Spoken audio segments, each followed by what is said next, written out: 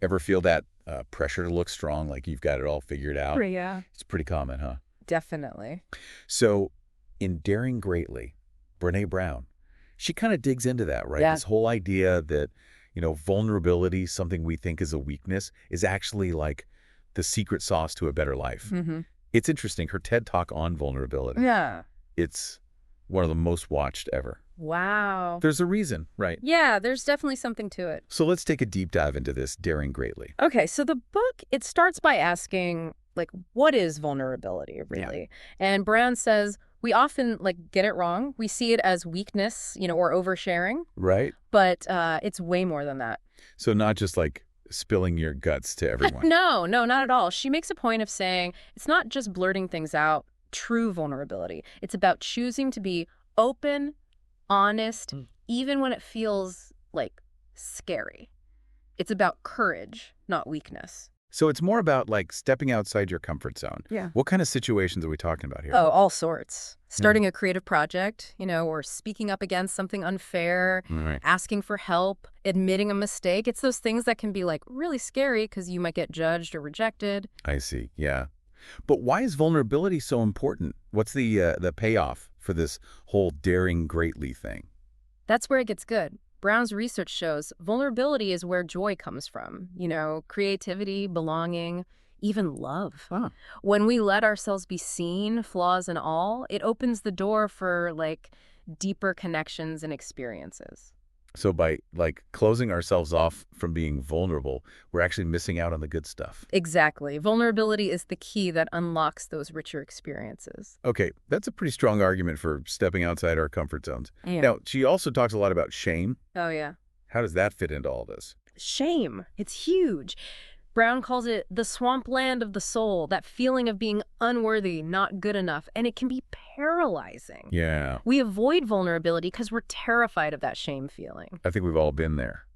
So how do we escape that swampland? How do we become more resilient to shame? Well, Brown says the first step is understanding it. Okay. To know it when you see it, to name it, figure out what triggers it. So bringing it out into the open instead of ignoring it. Exactly. When we hide shame, it just festers. But when we talk about it, share it with someone we trust, it loses its power. So vulnerability is about courage over comfort. Shame resilience is about facing that feeling of unworthiness head on. Mhm. What's next in the book? So then she dives into what she calls wholehearted living.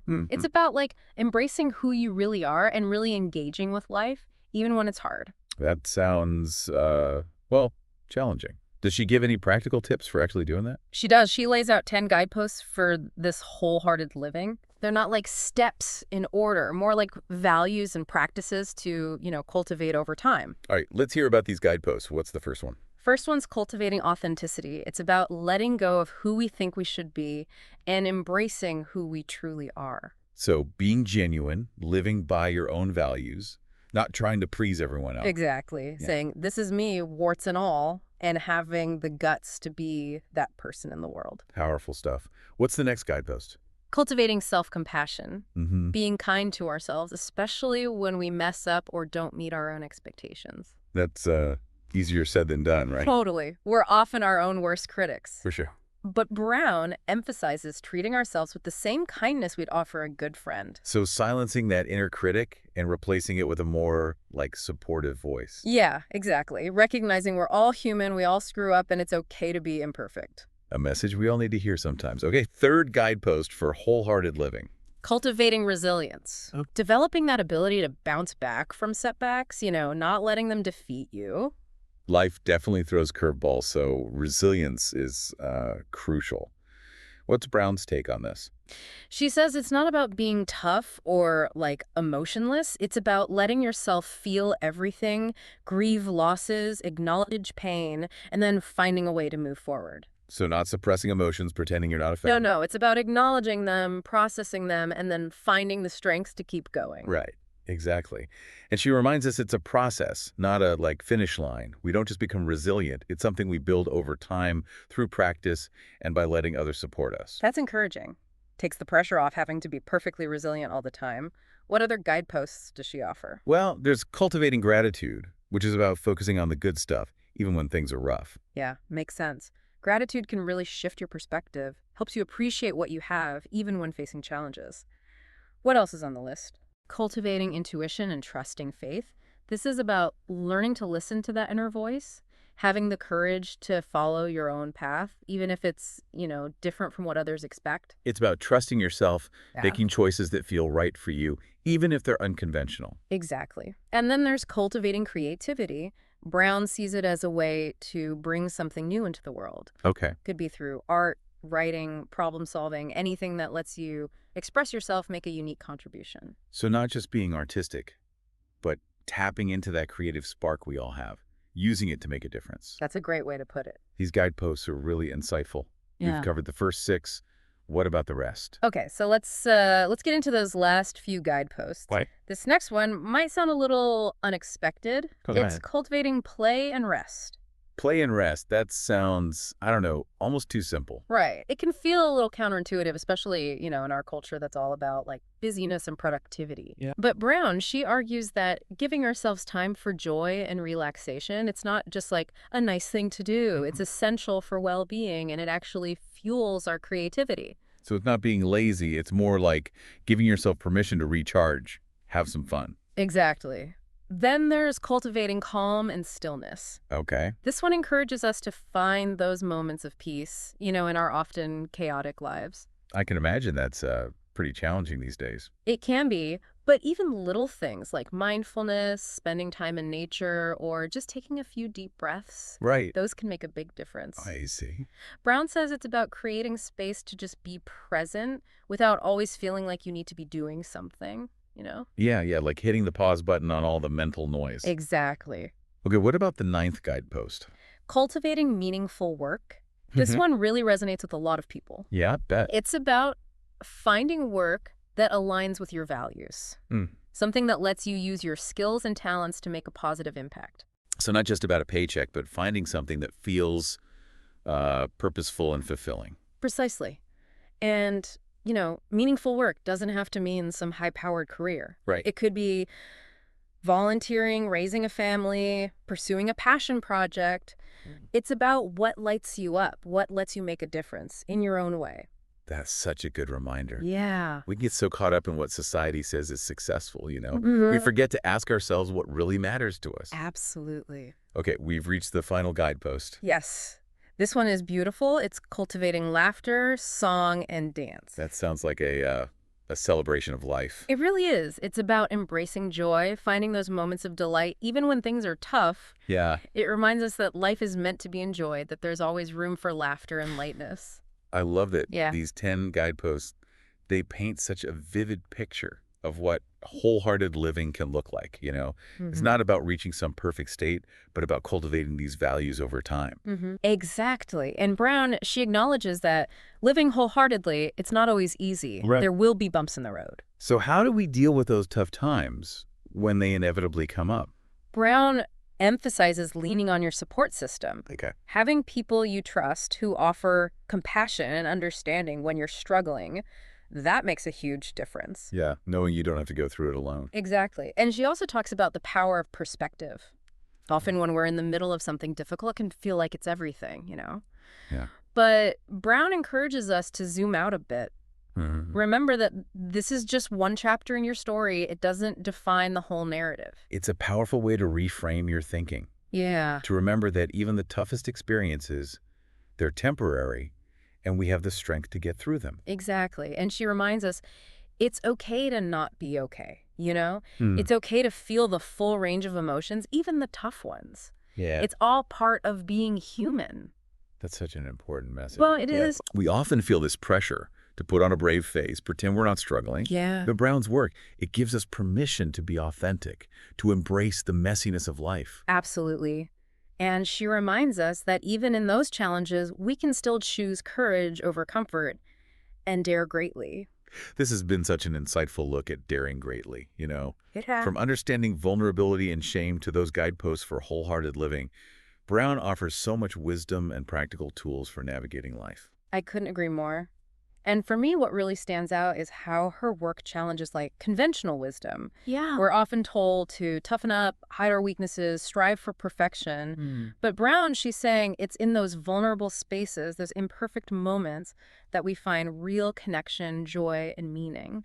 That's such a good point. It's okay to be perfectly imperfect. I love that. And what's so inspiring about her work is that she lives it, you know? Yeah? She's open about her own struggles, her own vulnerabilities, and that makes her message so much more relatable, so powerful. As we're wrapping up this deep dive, I'm curious, what resonated most with you? Oh, that's a good question. Was there a concept or maybe a guidepost that really stood out? For me, it was the emphasis on self-compassion. It's Mhm. something I'm working on. And Brown's insights, her practical suggestions, they've been so helpful. Yeah, It's a reminder that we all deserve kindness and understanding, especially from ourselves. that's a beautiful takeaway. Yeah. And I think it gets at the heart of Brown's message, daring greatly.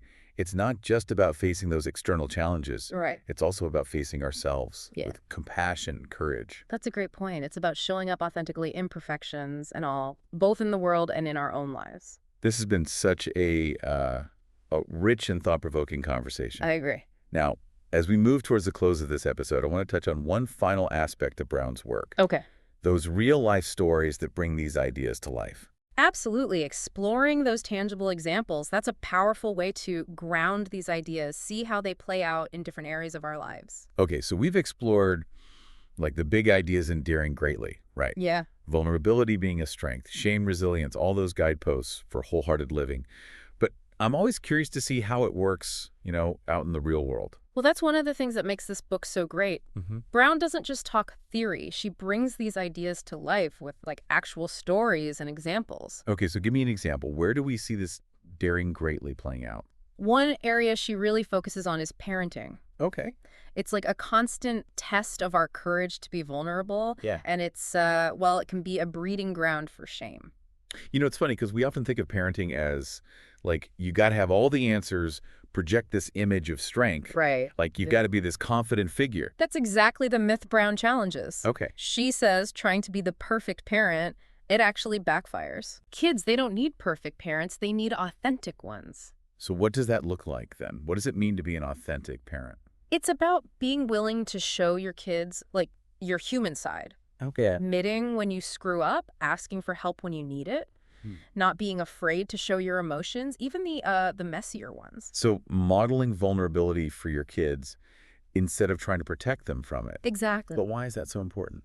Because it teaches them that it's okay to not be perfect. Right. It creates this space where they feel safe to express their own imperfections, their own vulnerabilities. Makes sense. If kids only see their parents as these flawless beings, it sets an impossible standard. Right. Could really damage their self-esteem. Totally. And Brown, she makes another key point. Okay. Creating a shame-free environment at home. What does that mean practically? Responding to kids' mistakes with empathy and understanding, not shame and judgment. So instead of saying, you should be ashamed of yourself, you say. You could say something like, it sounds like you're feeling disappointed right now. Oh. I get it. Everyone makes mistakes. What can we learn from this? I see. Shifting the focus from blame to like learning and growth. Exactly. And isn't that what we all want for our kids ultimately? Mm-hmm. To help them become resilient, compassionate, wholehearted people. Absolutely. And Brown's work shows us the best way to do that is by, embodying those qualities ourselves. So parenting through this lens of daring greatly, it's about choosing authenticity over perfection, Yeah, creating that space where both parents and kids can feel safe to be vulnerable. I like that. What other areas does Brown explore? Another big one is relationships, Okay. romantic relationships, friendships, family dynamics, all of it. Yeah, that makes sense. Relationships are all about connection. And we know vulnerability is key to that. Exactly. But we let fear and shame get in the way so often. Right. We're afraid to show our true selves because we worry about rejection or judgment. I think we've all been there, right? You want to put your best foot forward, especially early on in a relationship. Mm-hmm. But that can also mean hiding parts of yourself that you think aren't, good enough. That's the vulnerability paradox Brown talks about. Okay. We crave connection, but we're terrified of the vulnerability it takes to get there. So how do we break out of that? How do we build relationships that are both authentic and fulfilling? Brown suggests a few key things. First, being honest with yourself about your needs, your desires, Okay. and then communicating those needs to your partner, your friends, your family. Yeah. Sounds simple enough, but it can be so hard to actually do, It can. especially if you've been taught that, expressing your needs makes you needy or a burden. Yeah, that's where that shame resilience comes in. We Mhm. got to challenge those beliefs that tell us we're not worthy of having our needs met. So it's about recognizing that having needs is normal and expressing them is healthy in a relationship. Exactly. What else does she recommend? Setting boundaries. Being clear about what you're willing to tolerate, what you're not, Yeah, and being willing to say no when you need to. that's a big one, I think, for people who are like people pleasers, Totally. so afraid of disappointing others that they overcommit, then end up feeling resentful.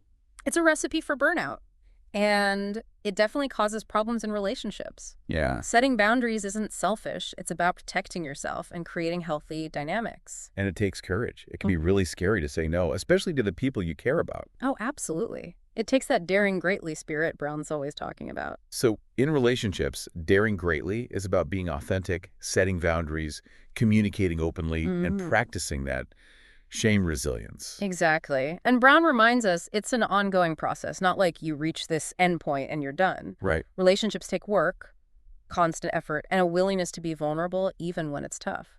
As we wrap up this deep dive into daring greatly, I'm struck by how much wisdom Brown offers and practical advice. You know, it really makes you think about how you're showing up in the world and in your relationships. I completely agree. It's a call to action to embrace vulnerability, to live a more wholehearted life.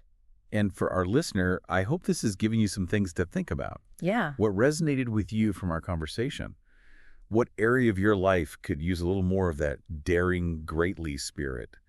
Maybe it's time to have a tough conversation, to set a boundary, or just give yourself permission to be a little more vulnerable. Those are great questions to consider. And remember, you don't have to do everything at once. Yeah, Small steps, taken with courage, can lead to big changes over time. beautifully said. Yeah. Thanks for joining me on this deep dive into daring greatly.